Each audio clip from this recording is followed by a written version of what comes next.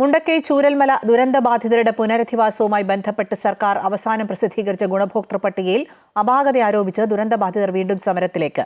ജനശബ്ദം action കമ്മിറ്റിയുടെ നേതൃത്വത്തിൽ നാളെയാണ് സമരം.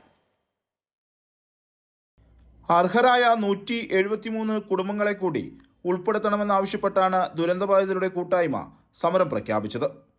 വെള്ളിയാഴ്ച കോഴിക്കോട് കൊല്ലകൽ ദേശീയപാതയും കളക്ടറേറ്റും ഉപരോധിക്കാനാണ് തീരുമാനം.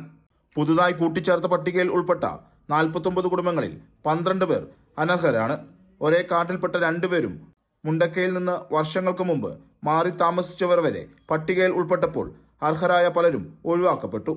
അതായത് ഞങ്ങളിപ്പോൾ ഞാൻ പറഞ്ഞല്ലോ, ഇത്ര കാലം നമ്മൾ വെയിറ്റ് ചെയ്തു. 1 വർഷവും 2-ാം മാസം കഴിഞ്ഞ് 3-ാമത്തെ മാസത്തിലേക്ക് കാര്യങ്ങൾ എത്തിക്കുക. അപ്പോൾ ഇപ്പോഴും ലിസ്റ്റ് എന്ന് പറയുന്നത് പൂർത്തീകരിക്കാത്ത ഒരു സന്ദർഭത്തിലൂടെ കടന്നു പോകുന്നത്. അപ്പോൾ എന്തായാലും ഇനിയൊരു കാത്തിരിപ്പിനുള്ള സമയമല്ല. ഇനിയൊരു ലിസ്റ്റ് വരുമോ എന്നുള്ള ഒരു പ്രതീക്ഷയും നഷ്ടപ്പെട്ട അവസ്ഥയിലുള്ളത്. പക്ഷേ നമ്മളിപ്പോൾ തിരുവനന്തപുരം പോയി അന്വേഷിച്ച സമയത്ത് പറഞ്ഞത് എല്ലാവരെയും പരിഗണിക്കും, തീർച്ചയായിട്ടും ഘട്ടം ഘട്ടമായി പരിഗണിക്കും എന്നുള്ളതാണ് പറഞ്ഞിട്ടുള്ളത്.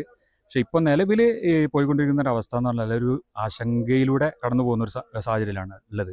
അപ്പോൾ അതിനാൽ ഞങ്ങൾ എന്തായാലും മറ്റന്നാൾ ഒരു സമരത്തിലേക്ക് ഇറങ്ങുകയാണ്. അത് മനസ്സിൽ സമരത്തിൻ്റെ ആ ഒരു ഇതിലേക്ക് പോകണമെന്ന് ആഗ്രഹിക്കുന്ന ആൾക്കാരല്ല ഒരിക്കലും ഞങ്ങൾ. പക്ഷേ ഞങ്ങൾ അവിടെ എത്തിച്ച് നിർത്തിയിരിക്കുകയാണ്.